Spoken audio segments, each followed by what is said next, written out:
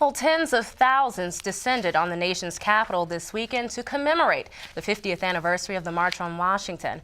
I was a part of that crowd on the Mall Saturday and asked some of the marchers how far they think the nation has come since 1963. Then the reflecting pool was open.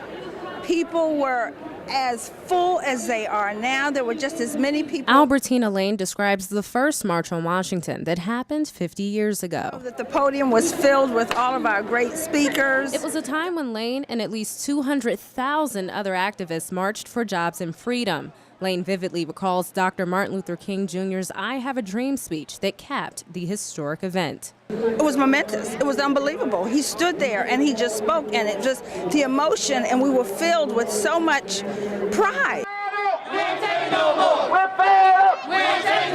It's good to see how far we've come and the more relaxed atmosphere of things today. Joan Mulholland was another marcher who's no stranger to rallies and activism. At the age of 19, she left Duke University to join the Freedom Riders and later took part in a famous sit-in at a lunch counter in Jackson, Mississippi.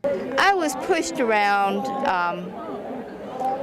had stuff dumped on me, but white women were the safest of any.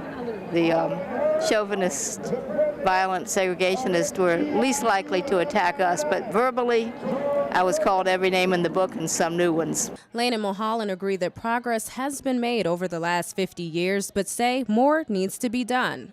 We're getting there. There's a lot more work to be done. As you can very well see what happened with Trayvon Martin, Jordan Davis. We need to open up more access for our people, all people. Ricardo Campos, a member of Casa de Maryland, joined the rally to push for immigration reform amid other issues. We're still seeing oppression. We're still seeing cases like Trayvon Martin and many other cases where immigrants, where African Americans are being deprived from their opportunities.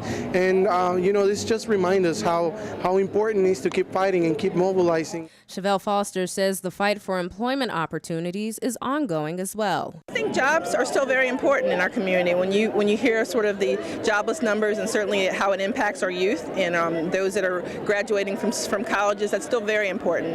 But I think that that's still a part of it, and certainly whenever there's anyone that's not free or cannot sort of live a life where they are free from any sort of injustices, there still is a lack of freedom there. Several events will take place through Wednesday, like a free presentation about the historic March on Washington. Civil rights memorabilia from the National Museum of African American History and Culture will also be on display at the session. That event will take place tomorrow at 6:30 p.m. at the Martin Luther King Jr. Memorial Library, located at 901 G Street in Northwest D.C. A free jazz concert will also take place at the same location around noon on Wednesday. A second March for Jobs and Justice will kick off at 8 a.m. at 600 New Jersey Avenue in Northwest. The rally will end at the National Mall, where President Barack Obama will deliver a speech on the steps of the Lincoln Memorial. That will take place Wednesday in honor of the actual day that Dr. Martin Luther King delivered his famous "I Have a Dream" speech.